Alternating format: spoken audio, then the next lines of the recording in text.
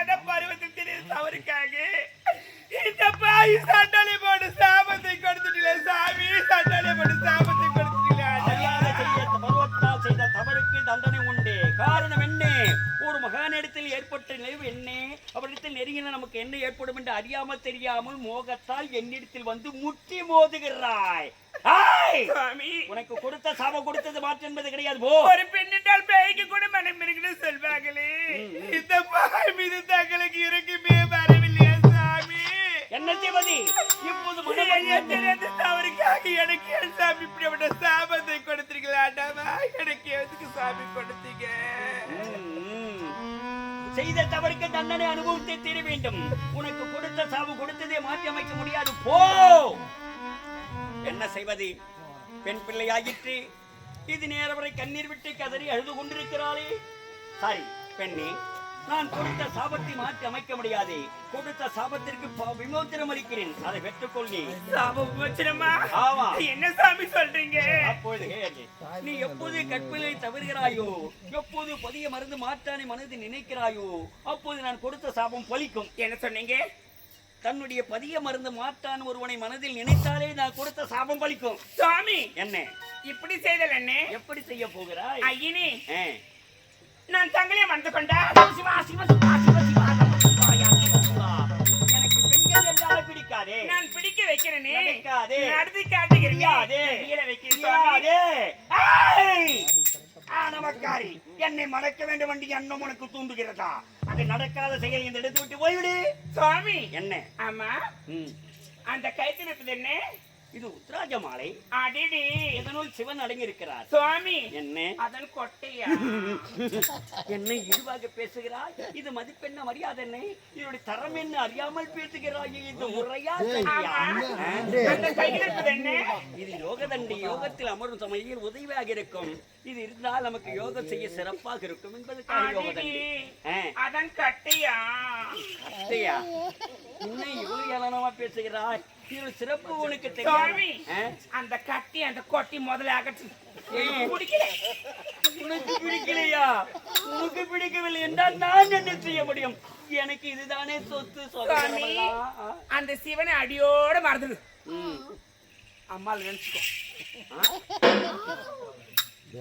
நமச்சிவாயா, என் வாழ்க்கையிலே பெரிதே சோதனை ஏற்படுகிறது. இரவொன்று பாராமல் பகரெல்லாம் வாராமல் உன்னை வணங்கி வழிபாடு செய்ய உன்னை மறந்து இந்த பெண்ணை நான் சாமி அந்த சிவனை மறந்துவிட்டு பெண்மையில் ஈடுபட்ட ஒரே முறை பாருங்க, அது தவறவே மாட்டீங்க. எனக்கு சிவனை தவிர மற்ற சொத்து சுதந்திரமோ இந்த உலகத்தில் கிடையாது.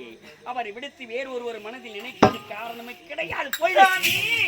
ஒரு பெண் மனது வைத்தா அது நடக்காத காரியம் எதுவுமே கிடையாது. சொல்லி கிடையாது. பார்க்கலாமா?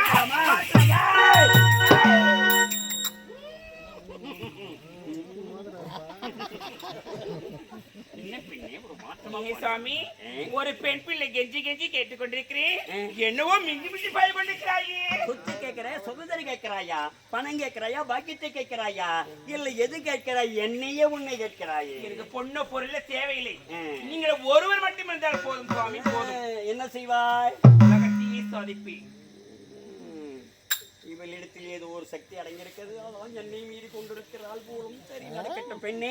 சாமி ஆகட்டும். கல்யாணம் பண்ணிக்க எனக்கு எண்ணமே கிடையாது. அந்த எண்ணமே எனக்கு வராது. உனக்கு வந்தா நான் பொறுப்பு இல்ல. உலகத்தில் எத்தனை பேர் இருக்கிறாங்க? யாரா போய் கல்யாணம் பண்ணிக்க?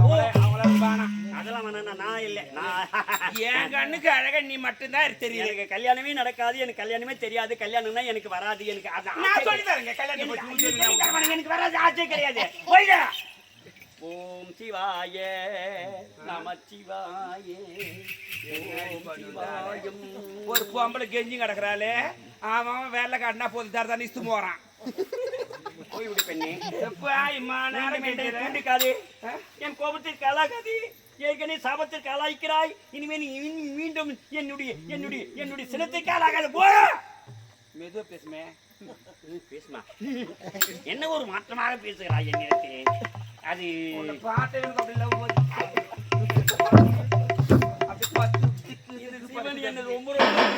கடவுளே, என்னை சோதிக்காத இறைவா. என்னை ஒரு நிலையில் வசப்படுத்திக் கொள் ஆண்டவா. அந்த நெல்லை என்ன ஒண்ணு பண்ணி போ. இல்லை, சிவன் என்னை பாதுகாப்பார். எந்த நீரத்தினா எதிர்காலத்தினா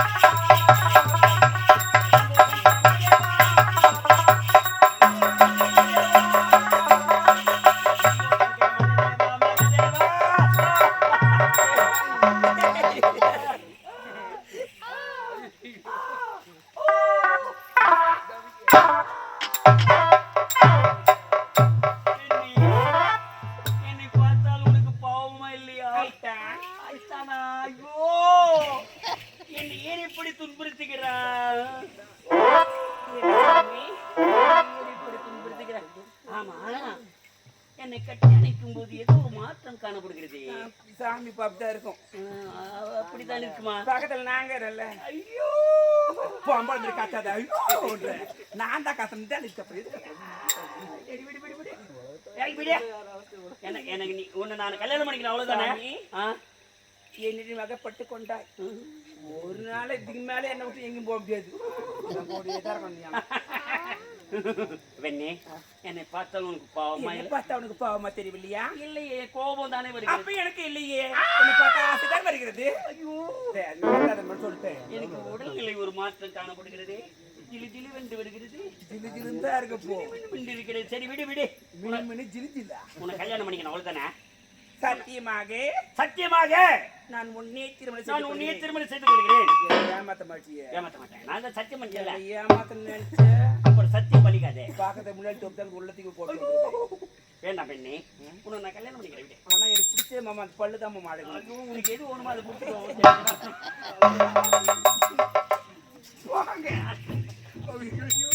பெண்ணே இங்க வா.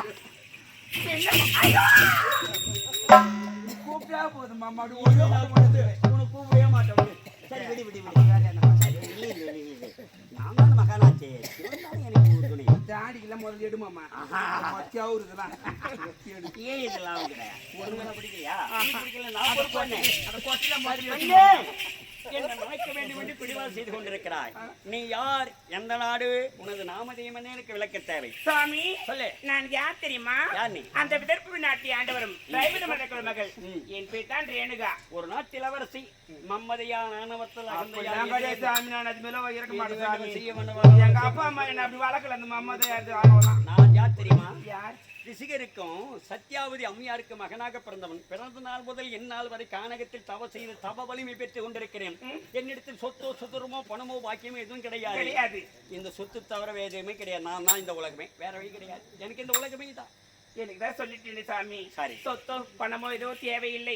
சரி. நீங்க ஒருவர் மட்டும் இருந்தா போதும் சாமி. சரி. நான் எங்க வேணாலும் போய் வந்துருவேன். உன்னை திருமணம் செய்து கொள்ள வேண்டும், அவ்வளவுதானே. இப்போது நான் இருப்பது கானகம். நாம் இருவரும் தனித்திருக்கிறோம். ஆமாம் சாமி. சமயத்தில் திருமணம் செய்து கொண்டால் நாளை ஒரு சமயம் உலக மக்களுக்கு தெரிந்துவிடும். ஆகையா என்ன சொல்வார்கள்?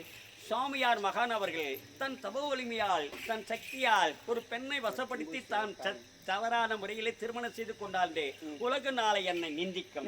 அந்த நிந்தனைக்கு ஆளாக கூடாது.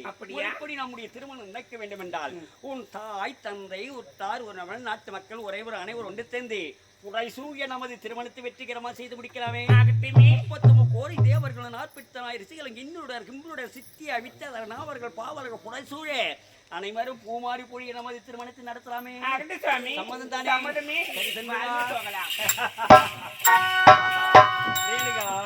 என்னை மணக்க வேண்டும் என்று எண்ணம் கொண்டிருக்கிறாய். இக்கணில் உனக்கு உண்டான ஏற்பாடு செய்கிறேன். திருமணத்தை செய்து